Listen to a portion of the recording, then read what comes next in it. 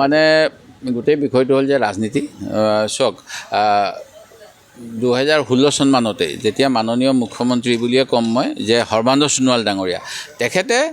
শিলচৰত যিহেতু আমি শিলচৰলৈ যাব লগা হ'লে বৰাক ভেলী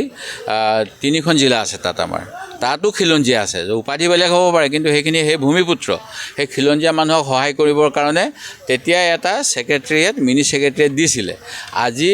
7 বছৰ 8 বছৰ হৈ গ'ল আমাৰ ডক্টৰ হিমন্ত বিশ্ব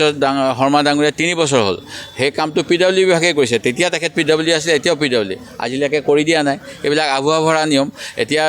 ইয়াতে এইটো যিটো বিল্ডিংটো তেওঁলোকে ঠিকাদাৰক মানে মই আগতে কৈ থাকোঁ যে হিমন্ত বিশ্ব শৰ্মা ডাঙৰীয়াই লক্ষী আৰু বিশ্বকৰ্মা পূজা বেছি কৰে সৰস্বতী পূজা নকৰে অন্য পূজা নকৰে সেই গতিকে লক্ষীৰ সহায় হ'বলৈ বিশ্বকৰ্মাৰ সহায় হোৱাকৈ তেখেতে জলসম্পদ বিভাগৰ যি সময়ত মথাউৰিবিলাক দুৰ্বল যি সময়ত মথাউৰিবিলাক আমি সশক্তিকৰণ কৰিব পৰা নাই যি সময়ত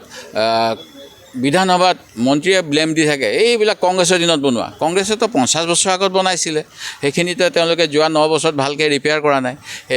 সেইবিলাক নকৰি পেলাই তেওঁলোকে লাভবিলাকত থাকিবলৈ এটা গেষ্ট হাউচ বনাইছিলে 7 কোটি টকামান ব্যয় কৰি 21,000 স্কুৱেৰ ফিট সেই বিল্ডিংটো পাই পেলাই মুখ্যমন্ত্ৰীয়ে ফিটা কাটিছে তেওঁ ফিটা কাটি ভাল পায় তেওঁ নিজে কৰা কামবিলাকহে